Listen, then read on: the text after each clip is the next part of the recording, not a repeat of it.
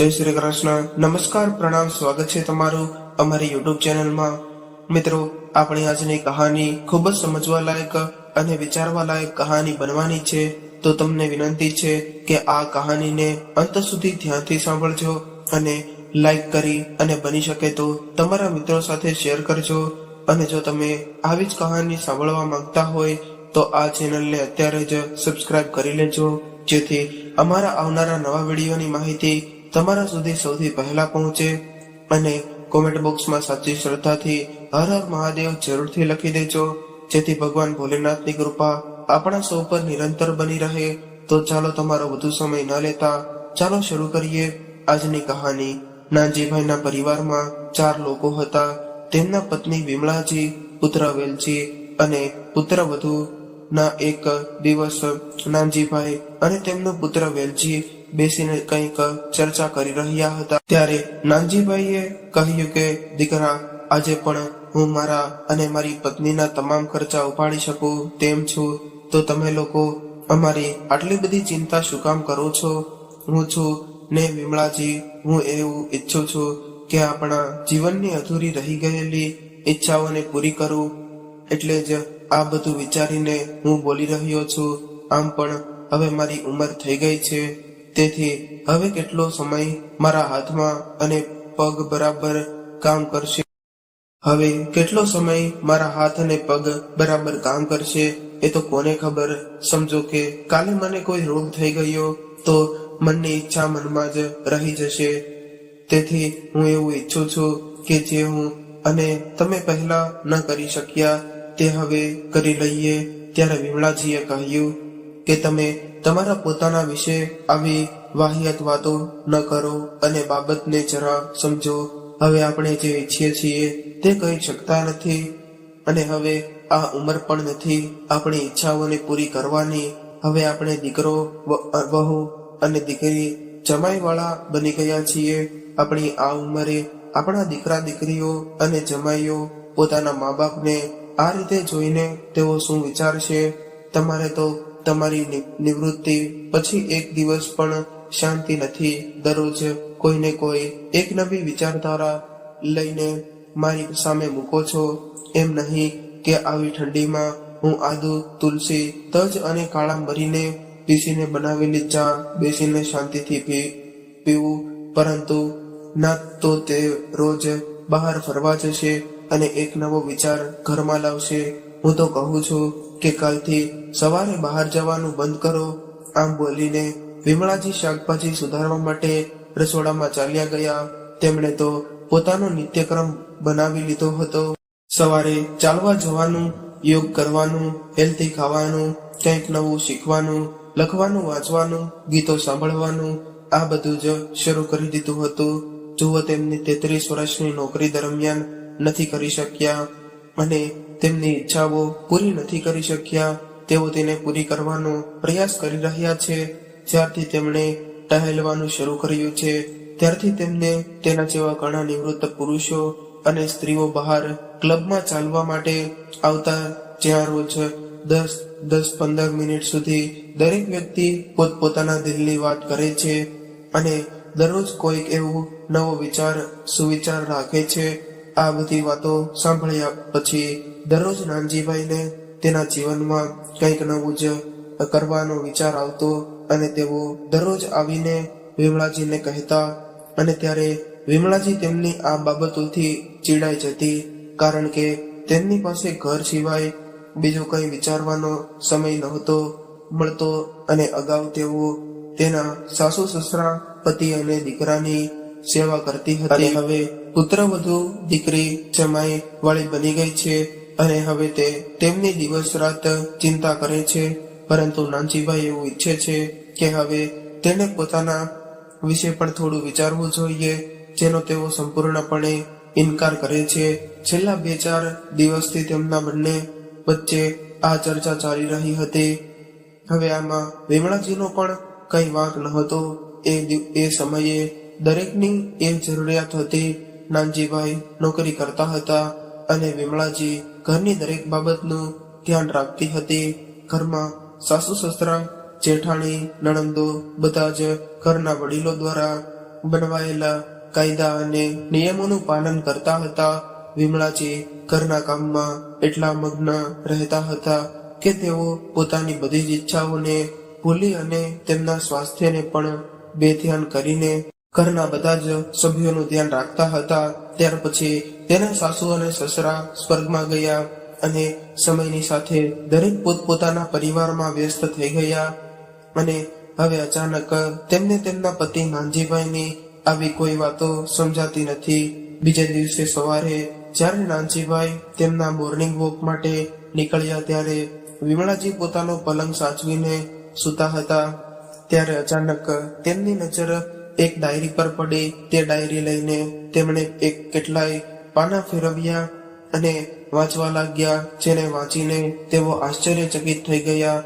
તેમાં લખ્યું હતું કે હું મારી નિર્દોષ પત્નીને કેવી રીતે સમજાવું કે હવે અમે બંને અમારા જીવનની સાંજ તરફ આગળ વધી રહ્યા છીએ. એક સમય હતો જ્યારે તેઓ મારી સાથે જીવન સાથે ઝઘડો કરતી હતી કે તમે મને ક્યાંય નથી લઈ જતા, ચાલો ક્યાંય બહાર ફરવા માટે જઈએ, બીજે ક્યાંય, નહીં તો ચાલો બહાર જઈને કોઈ હોટલમાં ડિનર કરીએ કે લોંગ ડ્રાઈવ પર જઈએ.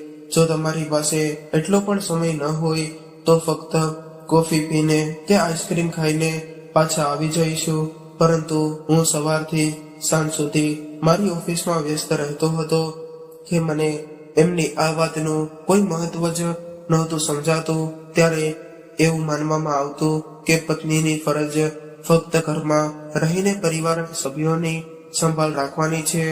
પરંતુ આજે જ્યારે હું પાર્કમાં જઈને લોકોની વાતો સાંભળું છું, ત્યાં તો કોઈને પત્ની નથી કે કોઈને પતિ નથી. કોઈને પતિ પત્ની છે તો તેના કોઈ બીમાર છે અને અમુક લોકો તો તેમની આખી જિંદગી બીજા માટે જીવ્યા. હવે તેમની ઈચ્છાઓ વાળી જિંદગી માટે કંઈ બચ્યું જ નથી. તેથી તો જો જીવનમાં જે ઈચ્છાઓ બચી હોય તે પૂર્ણ કરવી જોઈએ. આજે હું કેટલો ભાગ્યશાળી છું કે મારી પાસે હજુ પણ સમય છે. આજે જ્યારે હું મારી ભૂલોને સુધારવા માંગુ છું અને મારી અને તેમની ઈચ્છાઓ પૂર્ણ કરવા માંગુ છું, ત્યારે તે કહે છે કે લોકો શું કહેશે. અરે લોકો કહેતા હોય તો કહેવા દો, કોઈના કહેવાથી આપણે શું. ડાયરી વાંચતી વખતે વિમળાજીની આંખોમાં આંસુ આવી ગયા. તેણે ઝડપથી તે ડાયરીને પાછી ઓશિકાની નીચે સંતાડી દીધી અને કબાટમાંથી કપડાં કાઢીને તૈયાર થવા લાગ્યા. નાનજીભાઈ જ્યારે રોજની જેમ લટાર મારી પાછા ફર્યા અને ફળિયામાં પડેલી એક ખુરશી પર બેસીને પેપર વાંચી રહ્યા હતા. ત્યારે વિમળાજીની તેમના માટે મસાલા ચા લઈને આવ્યા.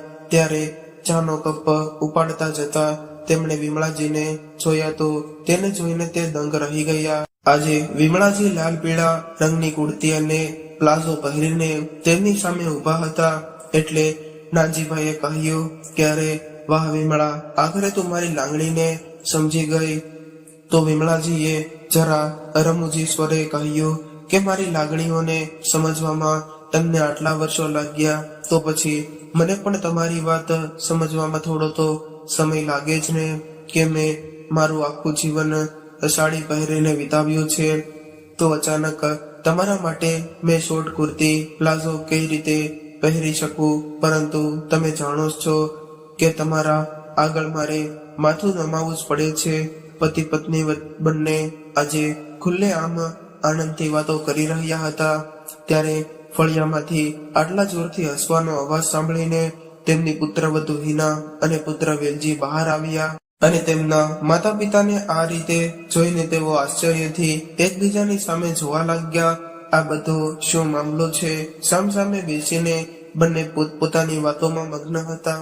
ત્યારે જ વિમળાજીએ તેના દીકરાને અને વહુને વહેલા જોઈને કહ્યું કે અરે તમને ક્યારે આવ્યા, આવો બેસો અહીંયા અને ચા પાણી પીવો. ત્યારે નાનજીભાઈએ કહ્યું કે સારું થયું બેટા તું આવી ગયો. વેલજી દીકરા, હું ઘણા સમયથી વિચારતો હતો કે મારે અને તારી માતાએ નૈનીતાલ જવું છે. હવે ત્યાં ઠંડી ઓછી થઈ રહી છે, એટલે તું એક કામ કર, આજે અમારી નૈનીતાલ જવા માટેની ટિકિટ બુક કરાવતો આવજે. અમે 15 દિવસ માટે ત્યાં જઈશું.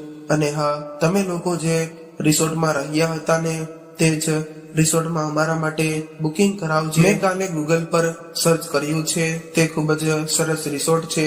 હું તારી માતાને ત્યાં લઈ જવા માંગુ છું. ત્યારે વિમળાજી પોતાના પતિની વાત સાંભળીને શરમાઈ ગયા અને તેણે કહ્યું કે આ બધું કરવાની શું જરૂર છે?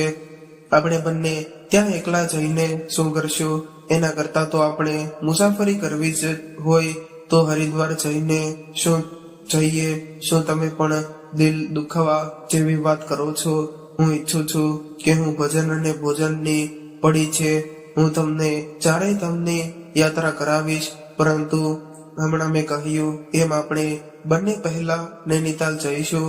ઓકે, હું મારી પત્ની સાથે નૈનીતાલ લઈને જાઉં અને તમને તો એમ જ કહેતી હતી.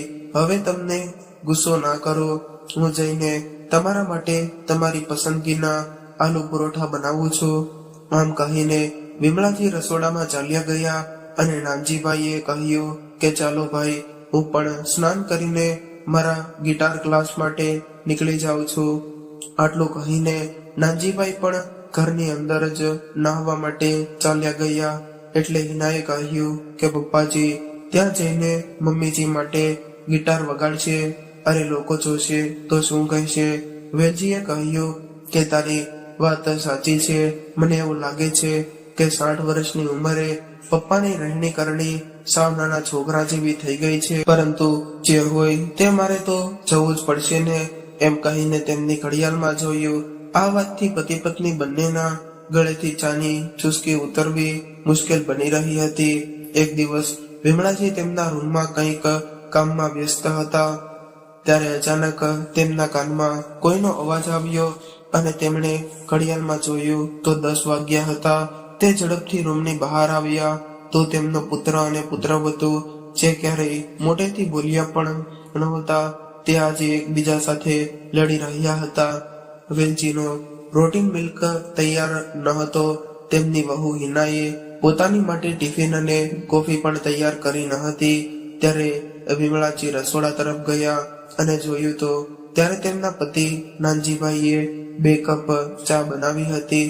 પરંતુ આ શું? રસોડું જોઈને તેમને એવું લાગ્યું કે જાણે 10 દિવસથી કોઈએ તેની સાફ સફાઈ કરી જ નથી.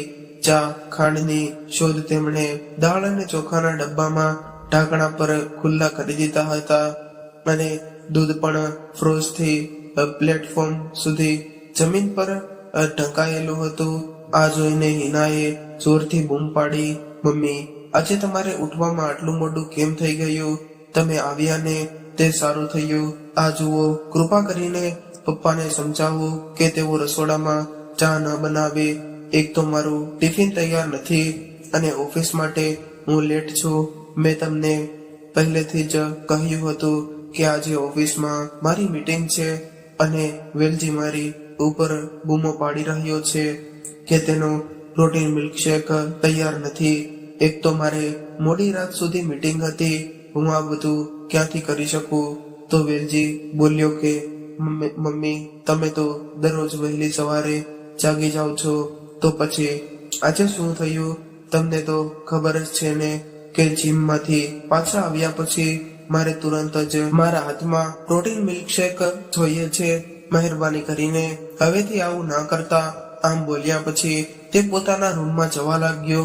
ત્યારે નાનજીભાઈ રસોડામાંથી 2 કપ ચા ટ્રેમાં લઈને બહાર આવ્યા અને કહ્યું કે હિના દીકરી, તું એક કામ કર કે આજે તું કેન્ટીનમાં જમી લેજે. અને વેલજી દીકરા, આજે તારા પપ્પા પોતાના માટે ચા જાતે બનાવી શકે છે, તો તું પ્રોટીન શેક તારી જાતે કેમ નથી બનાવી શકતો? એ માટે તારી મમ્મી પર બૂમો શું કામ પાડે છે? તે આટલા વર્ષોથી તમારા માટે બધું જ કરી રહી છે. એક દિવસ તમે તમારા માટે પણ કંઈક કરશો.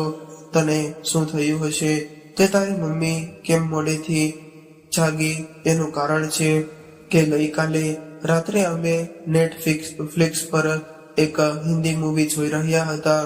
તું તો જાણે જ છો કે તારી માતા સમયસર સૂઈ જાય છે, પરંતુ આજે રાત્રે ફિલ્મ જોવાને કારણે તે 12 વાગ્યા સુધી સૂઈ નહોતા શક્યા. તેથી તે સવારે વહેલા ઉઠી ન શક્યા. હવે આપણે કંઈ આટલી મોટી વાત નથી. ચાલ વિમળા, ત્યાં ફળિયામાં બેસીને આપણે ચા પાણી પી લઈએ. મને કહે કે મેં આ ચા કેવી બનાવી છે. વિમળાજી નાનજીભાઈની પાછળ પાછળ ચાલવા લાગ્યા અને ફળિયામાં બેસીને સાથે ચાની મોજ માણી. સાંભળો, ચા તો બહુ સારી છે, પરંતુ આજે મારા કારણે મારો દીકરો અને વહુ બંને ખૂબ જ પરેશાન થઈ ગયા હતા અને તમારી ચા બનાવવી પડી હતી. આ મને બિલકુલ સારું નથી લાગતું. હા, એ સ્વાભાવિક છે કે જે લોકો બીજા બધા કરતા પહેલા ઉઠી જાય છે અને દરેકનું કામ કરે છે, બધાનું ધ્યાન રાખે છે, અગર જો તેને કોઈ અચાનક એક દિવસ મોડા ઉઠે તો તેમને પોતાને જરાય ગમતું નથી. નાનજીભાઈએ હસતા હસતા કહ્યું, પણ આજે મોડા ઉઠ્યા પછી તમને કેવું લાગે છે? મજાકમાં વિમળાજીએ કહ્યું કે મને ખરેખર આનંદ થયો. હવે હું મોડે સુધી ઊંઘવાનો પણ નિયમ બનાવીશ, જેથી હું તમારા હાથની કડક ચા પીવાનો આનંદ માણી શકું. હિનાને 3-4 દિવસથી તેના સાસુ અને સસરા શું વાતો કરે છે તે સમજાતું ન હતું. તેને કારણે આજે તેને કેન્ટીનમાંથી ઠંડુ જમવું પડ્યું હતું. આજે જ્યારે તે ઓફિસેથી પાછી ઘરે આવી ત્યારે તેની કોલોનીના પાડોશી ભાનુબેને તેને અટકાવી અને પૂછ્યું કે હિના વહુ શું થાય છે. ત્યારે તેની કોલોનીના પાડોશી ભાનુબેને તેને અટકાવી અને પૂછ્યું કે હિના વહુ શું વાત છે? હમણાંથી તારી સાસુના તો રંગ બદલાઈ ગયા છે. સાડીમાંથી હવે તો પ્લાઝો અને ટ્રેક શૂટ પહેરીને નાનજીભાઈ સાથે મોર્નિંગ વોક માટે જાય છે. અરે, અમે તો આટલા વર્ષોમાં ક્યારેય વિમળાજીને ઘરની બહાર નીકળતા જોયા નથી અને હવે ભાઈની નિવૃત્તિ પછી અચાનક બદલાઈ ગયા એવું લાગે છે કે તે તેની પુત્રવધુ પાસેથી સારી તાલીમ લઈ રહ્યા છે. ભાનુબેનના આ શબ્દો હિનાના મનને એવા સ્પર્શી ગયા અને તેણે આગમાં બળતણ ઉમેરવાનું કામ કર્યું. તેમ છતાં હિનાએ વિચાર્યું કે મારે શું, જેને જે કરવું હોય તે કરે. આજે શનિવારની રાત છે, તેથી તે વેલજી સાથે કેન્ડલ લાઇટ ડિનર અને લોંગ ડ્રાઈવ માટે જવાનું છે. બીજા દિવસે આરામથી રહેવાનો પ્લાન બનાવીશું. આમ વિચારીને તે ઘરમાં પ્રવેશી. પરંતુ આ શું? વિમળાજીએ કહ્યું કે દીકરા, તું આવી ગઈ. હું અને તારા પપ્પા મિસ્ટર ખુરાના ઘરે એની એનિવર્સરી પાર્ટીમાં જઈએ છીએ. અમારે આવવામાં થોડું મોડું થઈ જશે. શનિવાર છે, તમે લોકો બહારથી ફૂડ મંગાવી શકો છો. વિમળાજીએ તેનો અનારકલી સૂટ સરખો કરતા કહ્યું. તેમને આ રીતે ચમકતી જોઈ અને તેની આ વાતો સાંભળીને હિનાનું તાપમાન વધી ગયું અને તે વેલજીને ગુસ્સામાં કંઈક કહેવા જતી રહી. ત્યારે વેલજીએ કહ્યું કે હા, એકદમ બરાબર છે, તમે નિરાતે જાઓ, અમે ઘરનું બધું જ ધ્યાન રાખીશું. ત્યારે હિના તેનું મોઢું બગાડીને તેના રૂમમાં ચાલી ગઈ. વેલજી સમજી ગયો હતો કે હિના ગુસ્સામાં છે, પરંતુ તે કોઈ બકેડો કરવા ઈચ્છતો ન હતો. એટલા પછી વેલજી જ્યારે તેના રૂમમાં ગયો ત્યારે હિના એ માટે તેને તેના માતા પિતા અને ત્યાંથી જવાનું કહ્યું. ગુસ્સામાં કહ્યું કે વેલજી, તું હદ વટાવી રહ્યો છે, મને બોલવા કેમ નથી દેતો? તમે જાણો છો કે વીકેન્ડનો સમય એટલે મારો સંપૂર્ણ આરામ કરવાનો સમય. 5 દિવસ માટે જ્યાં હું મારી જાતને ઓફિસમાં કામ કરું છું અને મીટિંગ્સ કરીને હું થાકી જાઉં છું. મારે 2 દિવસના સંપૂર્ણ આરામની ખાસ જરૂર હોય છે. તમારી જેમ હું પણ કામ કરું છું અને પૈસા કમાઉં છું. તો જે ટ્રીટમેન્ટ ઘરના દીકરાને આપવામાં આવે છે તે જ ટ્રીટમેન્ટ પુત્રવધુને પણ મળવી જોઈએ. આ બધું મમ્મીજીને સમજવાની જરૂર છે. પહેલા મને લાગ્યું કે તેઓ આ સમજી રહી છે, પરંતુ હવે આ તેમના નવા ડ્રામા મમ્મીજીનું તો શું, તે તો આખો દિવસ ઘરે જ રહે છે. તેમને રસોડામાં રસોઈ સિવાય બીજું શું કરવાનું હોય છે? અને હું આ ઘરમાં આવી તે પહેલા ઘરમાં વાસણો સાફ કરવા માટે એક નોકરાણી પણ નહોતી. હવે મારા કારણે ઘરમાં એક નોકરાણી પણ રાખવામાં આવી છે અને એક સમયનું ભોજન આપવામાં પણ તેમને તકલીફ થવા માંડી છે. કે તેઓ આ રીતે મજા કરી રહ્યા છે. તમે જાણો છો કે આજે મેં કેન્ટીનમાં કેટલો વાસી ખોરાક ખાધો છે. શું તમને બિલકુલ એમ નથી થતું કે ચાલો તેની વહુ માટે બ્રેડ બટર બનાવી દઉં? અને મને સમજાતું નથી કે આ ઉંમરે મમ્મીને શું નવું પ્રેમનું ભૂત લાગ્યું છે કે જે પપ્પાને ભડકાવી રહ્યા છે અને તમે કેમ કંઈ બોલતા નથી? આ ઉંમરે આ બધું શોભાતું નથી. હિના એ કપડાં ફેંકતા કહ્યું. ત્યારે વેલજી બોલ્યો કે તું શું ઈચ્છે છે કે હું જઈને તેમની સાથે ઝઘડો કરું? હવે તું જ વિચાર કે મમ્મીએ તેમનું આખું જીવન એક પરિવાર માટે વિતાવ્યું છે અને પપ્પાએ ઓફિસમાં, અને તેમના આ ઉંમરે બહાર ફરવા જવું હોય અને ખાવા પીવા જવું હોય તો તેને કરવા દે ને. અને એમ પણ આ ઉંમરે એનો લાંબા સમય બહારનું જમવાનું નહીં જમી શકે અને તેમના ઘૂંટણના હાડકા તેમને લાંબુ ફરવા પણ દેશે નહીં. શું તને લાગે છે કે 55 વર્ષની વ્યક્તિ 25 વર્ષની વ્યક્તિ જેટલી મજા માણી શકે? તે સાંભળ્યું જ હશે કે દીવો ઓલવાઈ જાય તે પહેલા તેની જ્યોત જોરથી ફડકે છે. મને પણ લાગે છે કે હમણાં મમ્મી પપ્પામાં પણ એવો જ ઉત્સાહ આવ્યો છે.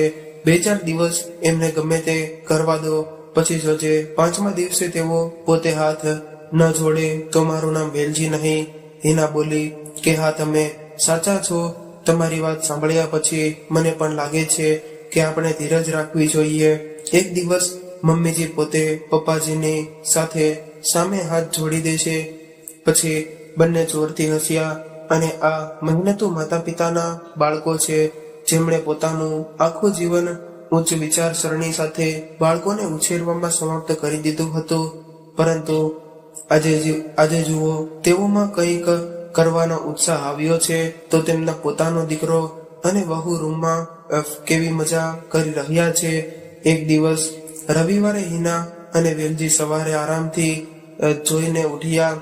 મમ્મી ચાય લાવજે. વેલજી બગાસું ખાતો હાથમાં છાપુ લઈને રસોડામાં પહોંચ્યો તો રસોડામાં કોઈ હલચલ ન જોઈને રૂમમાં જોયું તો ત્યાં પણ કોઈ નહોતું. પછી તે હિના પાસે ગયો અને કહ્યું કે મારા માટે 2 કપ ચા બનાવી આપ. કેમ મમ્મી ક્યાં ગયા છે? હિનાએ ગોદડામાંથી ચહેરો બહાર કાઢતા કહ્યું, અરે તેઓ ફરવા ગયા હશે, પરંતુ 11 વાગ્યા છે, હજુ તેઓ પાછા કેમ ન આવ્યા? આ શક્ય નથી. હિનાએ કહ્યું કે જુઓ કે અહીં જ ક્યાંક હશે, ટેરેસ પર હશે. આજકાલ તેમને નવા શોખ જાગ્યા છે. હોના, બસ હવે પ્રશ્નોના જવાબ પછી આપજે. પહેલા મને ચા બનાવી આપ. તને ખબર છે ને કે ચા વગર મારી આંખ ખુલતી નથી. હા, હું તને ચા બનાવી આપું છું. રસોડામાં વાસણો પછાડીને 2 કપ ચા બનાવીને હિના પાછી રૂમમાં આવી ગઈ અને ચા પી લીધી. અને તો તમારા માતા પિતાને ફોન લગાવો અને પૂછો કે તેઓ વોકિંગના બહાને ક્યાં ભટકી રહ્યા છે. એટલે વેલજીએ તેના પિતાને ફોન કર્યો કે પપ્પા ક્યાં છો? ટહેલવામાં બહુ લાંબો સમય લઈ લીધો તમે. ત્યારે નાનજીભાઈએ હસતા હસતા કહ્યું કે અરે દીકરા, તમે બંને સૂતા હતા અને અમને બહાર જવામાં મોડું થઈ ગયું હતું, એટલે અમે બંને તૈયાર થઈને નીકળી ગયા. આજે મકર સંક્રાંતિ છે એટલે અમે અહીં મહેતાજીના ઘરે આવ્યા છીએ. તેમના ઘરે તહેવારને ખૂબ જ ધામધૂમથી ઉજવાય છે અને સાથે તેઓએ પતંગ મહોત્સવ પણ રાખ્યો છે. હું અને તારી માતાની એન્જોય કરવા આવ્યા છીએ. દર વર્ષે એ જ પૂજા અને મંદિરમાં લાડુનું દાન હોય છે અને આ વખતે કંઈક અલગ જ કર્યું છે જે જોઈને બહુ મજા આવે છે. હું તને વિડીયો કોલમાં બતાવું છું એમ કહી તેમને કોલ કટ કરી દીધો. ઓકે હિના, કંઈ બોલું તે પહેલા જ વિડીયો કોલ આવ્યો. જોકે કેટલી સુંદર રીતે શણગારવામાં આવ્યું છે. નાના પતંગ વડે આખો શણગાર કરવામાં આવ્યો છે. વિવિધ પ્રકારના લાડુની થાળી અને ખીચડી રાખ્યા છે. તને પસંદ છે ને? હું થોડું પેક કરીને ઘરે લાવીશ. લાવોજી, મને પણ વાત કરવા એવી એ કરવી છે. એમ કહીને બિમળાજીએ ફોન હાથમાંથી લઈ લીધો અને કહ્યું કે દીકરા, તારા પિતાજી ઉતાવળમાં હતા એટલે અમે મંદિરેથી સીધા અહીંયા આવી ગયા. રસોડામાં મેં તમારા માટે નાસ્તો બનાવીને રાખ્યો છે. તમે લોકો સારી રીતે નાસ્તો કરી લેજો. અરે મમ્મી, તું શું કામ નાસ્તો બનાવ્યો? અમે કંઈ પણ બનાવી લેત.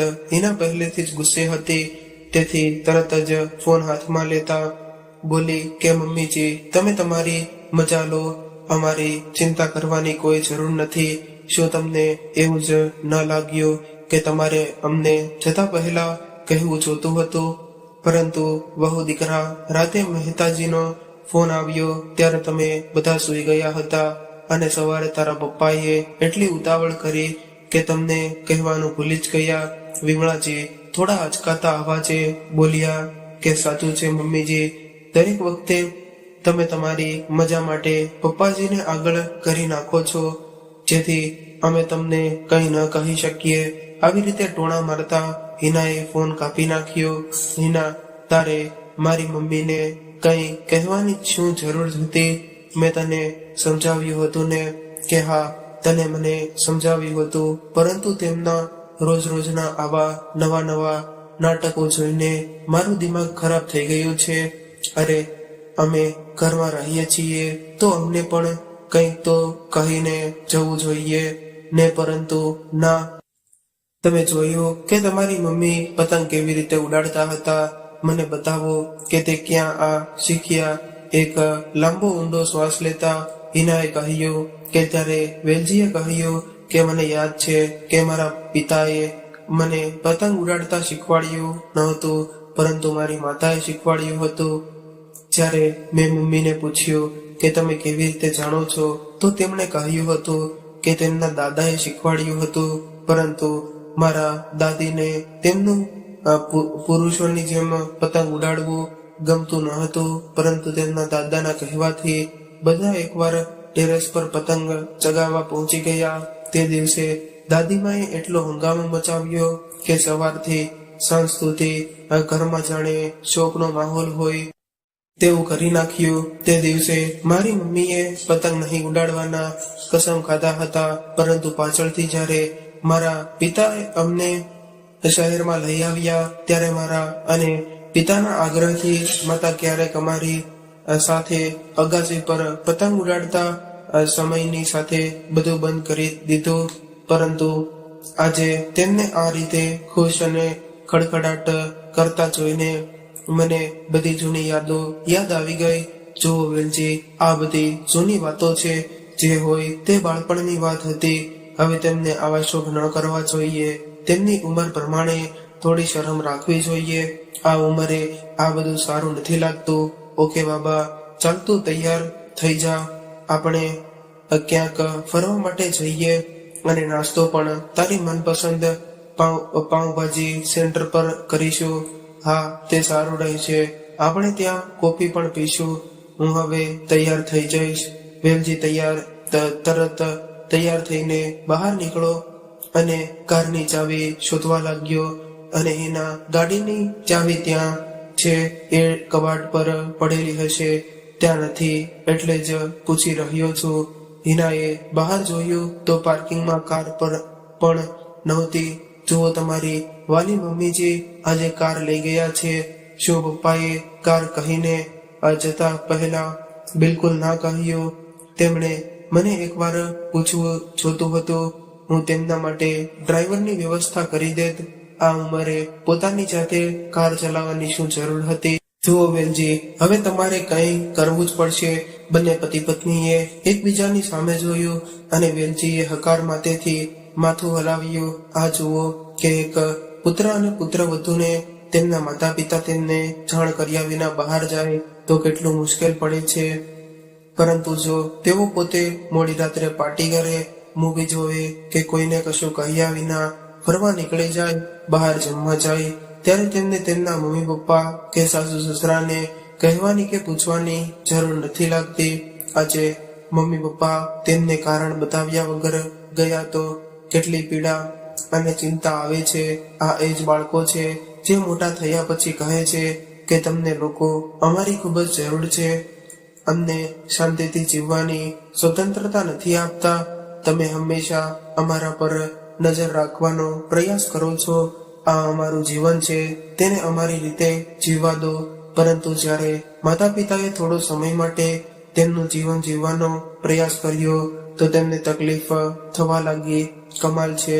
જ્યારે નાનજીભાઈએ વેલજીને પૂછ્યું કે દીકરા, અમારી નૈનીતાલ જવા માટેની ટિકિટ બુક થઈ ગઈ કે નહીં? મને કહે કે અમારે ક્યારે નીકળવાનું છે, અમારે કપડાં પણ પેક કરવા પડશે, અને જો વિમળાજીને થોડી ખરીદીની જરૂર હોય તો તેઓ પણ કરી લેશું. પપ્પા, અત્યારે સિઝન ચાલી રહી છે, તેથી ટ્રેનનું બુકિંગ ફૂલ થઈ ગયું છે.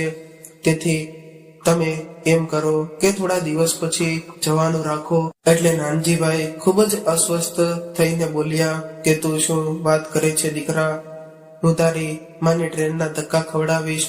અને દીકરા, અમારા માટે ફ્લાઇટની ટિકિટ બુક કરાવી દે, અને મેં પહેલેથી જ રિસોર્ટ પણ બુક કરી લીધો છે. ફક્ત પૈસાની ચૂકવણી બાકી છે. હું લિંક તને મોકલી રહ્યો છું, તું પેમેન્ટ કરી દેજે. એટલે વેલજી બોલ્યો, જ્યારે તમે બધું વિચારી લીધું છે તો પછી તમે મને શું કામ પૂછો છો? તમને જે કરવાનું મન થાય તે કરો. શું તમને એવું નથી લાગતું કે નિવૃત્તિ પછી તમે તમારી મનમરજી ચલાવવા લાગ્યા છો? ત્યારે નાનજીભાઈ ગુસ્સે થઈને ગયા અને બોલ્યા કે વેલજી, દીકરા, તું તારા બાપ સાથે કેવી રીતે વાતો કરે છે? તેનું તને ભાન છે કે આટલા વર્ષો પછી મેં તારી માને ક્યાંય લઈ જવાનું વિચાર્યું છે તો એમાં શું ખોટું કર્યું? અને પછી જો તને પૈસાની કોઈ સમસ્યા હોય તો અત્યારે મારી પાસે એટલા તો પૈસા છે કે હું મારા અને તારી મમ્મીનો તમામ ખર્ચ ઉપાડી શકું. અને પછી તમારે તો ખુશ થવું જોઈએ કે તમારા માતા પિતા આટલા ઉત્સાહથી જીવન જીવી રહ્યા છે અને તો ક્યારેય તમારા જીવનમાં દખલગીરી નથી કરી. તમે તમારા જીવનને તમારી મરજી પ્રમાણે જીવો છો તો આખરે તમને વાંધો શું છે? ત્યારે વેલજી બોલ્યો કે પિતાજી, મને કોઈ તકલીફ નથી. હું તો ફક્ત એટલું જ કહું છું કે આ ઉંમરે કોઈ મેડિકલ કન્ડિશન બગડી તો તમે શું કરશો? અને નૈનીતાલ ખૂબ જ દૂર છે, ઉપરથી ત્યાં ઠંડીનું વાતાવરણ છે. તો નાનજીભાઈએ કહ્યું કે અરે, મને સમજાતું નથી કે તમને અમારી જવાની સમસ્યા છે કે અમારા સ્વાસ્થ્યની ચિંતા છે. અરે, અમે તો જાતે જ જવા માંગીએ છીએ. એટલે અમે બંને અમારું મેડિકલ ચેકઅપ પણ કરાવી લીધું છે. તો પછી હવે તમને શું વાંધો છે? વેલજી ગુસ્સામાં કંઈ બોલ્યા વગર ત્યાંથી ચાલ્યો ગયો. એમ પણ તે તેના પિતાને વધુ શું કહી શકતો હતો. વિમળાજી રસ્તામાં ખાવા માટે રસોડામાં થોડી મઠરી પાપડ બનાવી રહી હતી. ત્યારે જ પાણી પીતા પીતા હિનાને ચક્કર આવ્યા અને તે નીચે પડી ગઈ. એમણે જોયું અને તેમણે તેને ઉંચકીને સોફા પર સુવડાવી અને પછી ડોક્ટરને બોલાવ્યા. ડોક્ટર દ્વારા તપાસ બાદ જાણવા મળ્યું કે ઘરમાં ખુશીની લહેર દોડી ગઈ. નાનજીભાઈ દાદા બનવાના આનંદમાં નાચી રહ્યા હતા અને વેલજી પણ ખૂબ જ ખુશ હતો. ત્યારે નાનજીભાઈએ કહ્યું કે જ્યારે અમે અમારી નૈનીતાલની યાત્રા કરીને પાછા આવીશું પછી અમે અમારા ભાવિ પુત્ર કે પુત્રી માટે ઘણી બધી ખરીદી કરીશું. તેના માટે નવો ઓરડો બનાવીશું. આપણી નવી પેઢી માટે ઘરમાં કેટલાય ફેરફાર કરવા પડશે. અરે પપ્પા, તમે જુઓ, હિનાની તબિયત સારી નથી.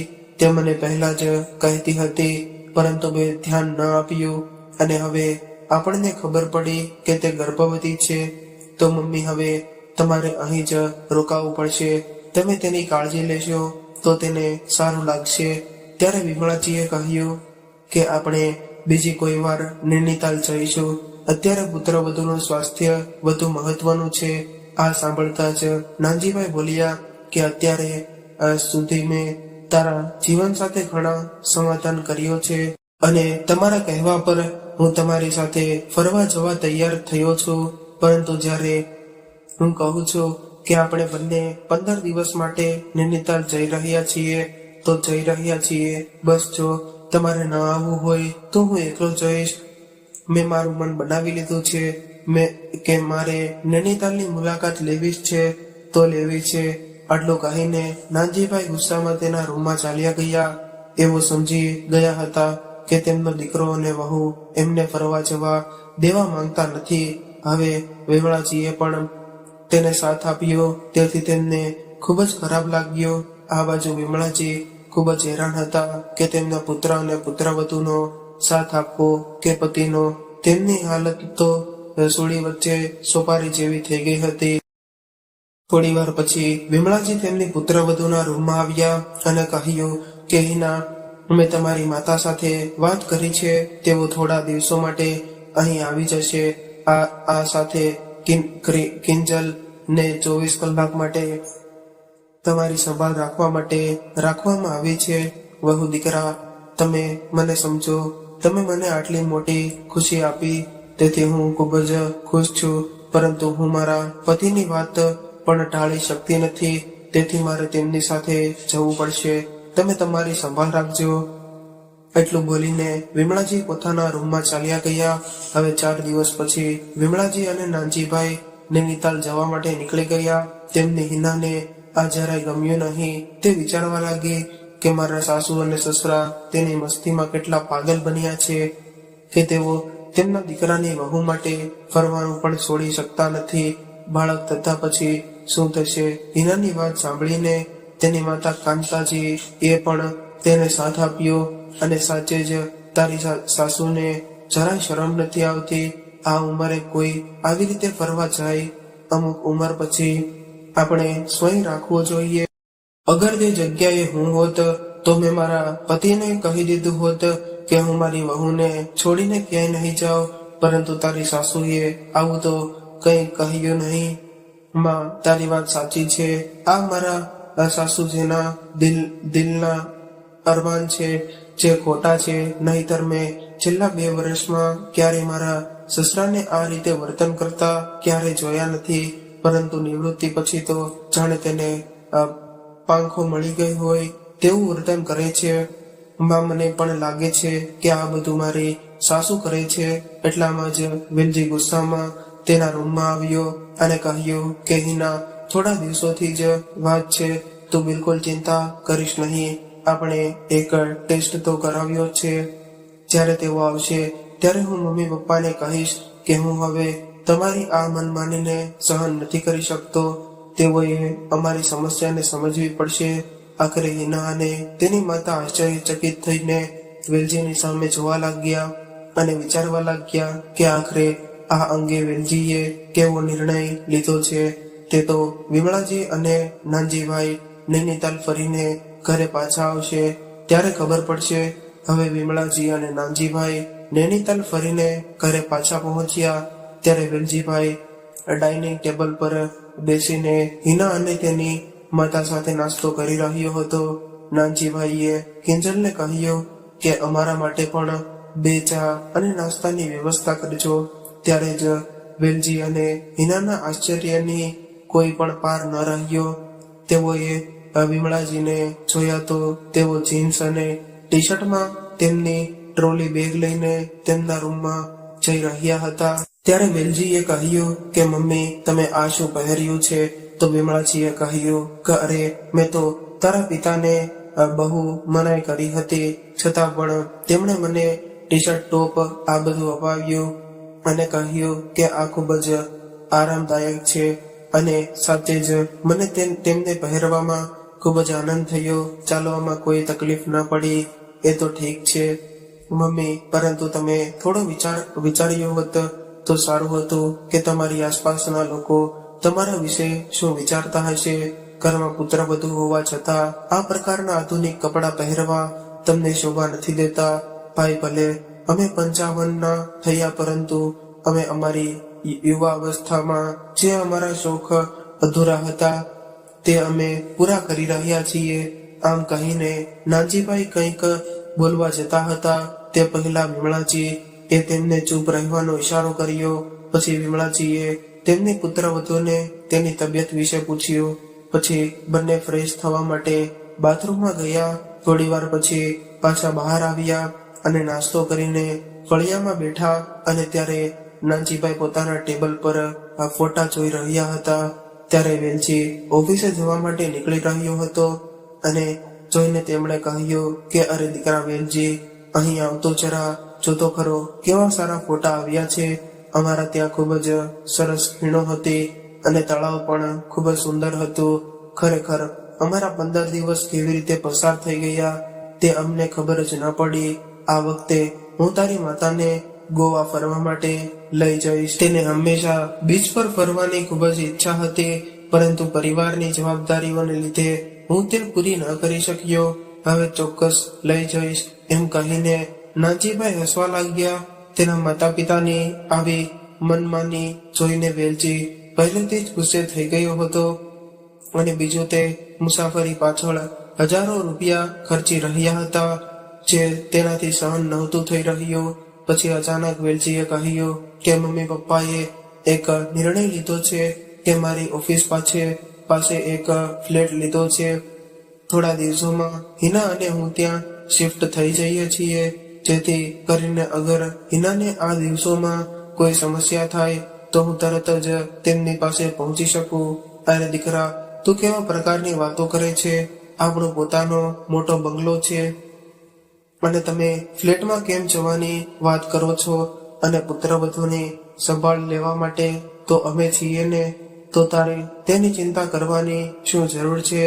મમ્મી પપ્પા, તમે અમને એકલા છોડી દો. આજકાલ તમને લોકોને મોજ સિવાય કંઈ દેખાતું નથી, અને તમે હિનાની ચિંતા શું કરશો? જ્યારે તેમની તબિયત ખરાબ હતી ત્યારે તમે એમને એકલી છોડીને નૈનીતાલ ચાલ્યા ગયા હતા. કોઈ ખરાબ ખબર ભવિષ્યમાં અને આવી સ્થિતિ સર્જાય અને તમે તમારા પ્રવાસમાં વ્યસ્ત થઈ જાઓ તો હિનાને કોણ જોશે? અને જ્યારે આ બધું નોકરોએ અને બહારના લોકોએ સંભાળવાનું છે તો અમે અમારી જાતે સંભાળી લેશું. તમારે અમારી કોઈ ચિંતા કરવાની જરૂર નથી. તમે મારા માટે જે કર્યું છે તેના માટે હું ખૂબ આભારી છું. હું વેલજીએ હાથ જોડીને કહ્યું. ત્યારે નાનજીભાઈએ ભારે આશ્ચર્ય સાથે કહ્યું, શું તમે જાણો છો કે તમે કોની સાથે વાત કરી રહ્યા છો? ગમે તે હોય, પણ એક પુત્ર તેના પિતાને આવા કડવા શબ્દો બોલી શકતો નથી. ત્યારે બાપ દીકરાની આખી વાત સાંભળીને તેમના વહેવાણ કાંતાજીએ કહ્યું કે નાનજીભાઈ અને વિમળા બહેન, અત્યારે વેલજી સાચું કહે છે. હવે તમે પણ સમજો કે મારે મારા દીકરાને છોડીને અચાનક નહીં આવવું પડ્યું. મારે ઘરે મારો દીકરો અને બહુ પણ છે, અને હું પણ નોકરી કરું છું. જો હું નિવૃત્ત હોત તો વાત અલગ હોત, પરંતુ મને પણ અચાનક આ રીતે અહીંયા આવવાનું બહુ મુશ્કેલ લાગ્યું. પરંતુ મારી દીકરીની વાત હતી એટલે હું કશું જ વિચાર્યા વગર દોડી આવી. પણ અહીં આવતા જ હું જાણું છું કે તમારા બંનેના રંગ બદલાઈ ગયા છે. તમારા દીકરા અને વહુ માટે તમને કંઈ લેવા દેવા નથી. તેથી વેલજી આવો નિર્ણય લઈ લે તે સારું છે. કમસે કમ અમારી દીકરી તો ખુશ રહેશે. આ બાળકનો જન્મ તમારા પરિવાર માટે થયો છે, તેમ છતાં તમને તેની કોઈ કદર નથી. આ સાંભળીને વિમળાજી અને નાનજીભાઈ બંને સ્તબ્ધ થઈ ગયા. તેઓ શું કહેવું તે કંઈ સમજી ન શક્યા. ત્યારે વિમળાજીએ કહ્યું કે બેન, મને વેલજીના નિર્ણય સામે કંઈ વાંધો નથી. જો તેને અહીં રહેવું ન હોય તો રાજી ખુશીથી તે જઈ શકે છે. પરંતુ મારો તમને અને મારા દીકરા વેલજીને એક પ્રશ્ન છે કે શું કોઈ મા બાપની નિવૃત્તિ પછી જેમને પોતાનું આખું જીવન પોતાના પરિવાર અને તેના બાળકો માટે સમર્પિત કર્યા પછી પોતાની મરજીથી જીવન જીવવાનો શું તેમને કોઈ અધિકાર નથી? અને અમે ક્યારેય ના પાડી કે અમે હિના વહુની જવાબદારી નહીં લઈએ. અચાનક પરિસ્થિતિ જેવી થઈ ગઈ હતી કે અમે કંઈ ન કરી શક્યા. તો તેની વેવાણે કહ્યું કે મારો કહેવાનો મતલબ એવો નથી, પરંતુ આ બાબતે ભવિષ્યમાં તમે સાવધાન રહેજો. ના મમ્મી, હવે હું તેના વિશે ફરીથી વિચારવા નથી માંગતો. અમે લોકો 2-4 દિવસમાં અહીંથી શિફ્ટ થઈ જઈશું. એટલું કહીને વેલજી તેની ઓફિસે જવા માટે નીકળી ગયો. પછી તેની વેવાણે કહ્યું કે ચાલો ત્યારે હું પણ હવે પાછી મારા ઘરે જવા માટે નીકળું છું. આટલું કહીને તેના વેવાણ પણ ચાલ્યા ગયા. પછી નાનજીભાઈએ કહ્યું કે વિમળા, તને શું થયું છે જે તે વેલજીને આટલા સ્પષ્ટ શબ્દોમાં કેવી રીતે કહી દીધું? તો વિમળાજી બોલ્યા કે બહુ થયું. હવે અગર જો તેઓ તેમનું સ્વતંત્ર જીવન જીવવા માંગતા હોય તો જીવવા દો. તેમને જે દિવસે તેમના માથે જવાબદારીઓનો બોજ આવી જશે ત્યારે તેઓ સમજશે કે અમે તેમને કેવી રીતે ઉછેર્યા છે. આટલું કહીને વિમળાજીએ પોતાના આંસુ લૂછ્યા અને નાનજીભાઈના મનમાં પણ આજ ચાલી રહ્યું હતું કે વહુના આવ્યા પછી પોતાના બાળકો એટલા બધા સ્વાર્થી કેવી રીતે બની જાય છે કે સંતાનો પોતાના માતા પિતાનું દુઃખ કેમ જોઈ નથી શકતા. જેવી રીતે એક મા બાપ પોતાના સંતાનોને એની ખુશી માટે બધું જ કરે છે. શું મિત્રો, મેં અમારા જીવનનો અને અમારા અધૂરા સપનાઓને મારી પત્ની સાથે પૂરા કરવાનો જે નિર્ણય લીધો તે સાચો નથી એ કોમેન્ટ બોક્સમાં જરૂરથી જણાવજો.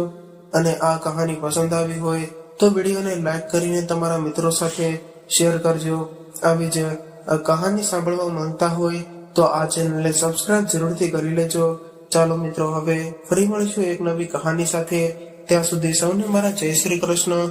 હર હર મહાદેવ.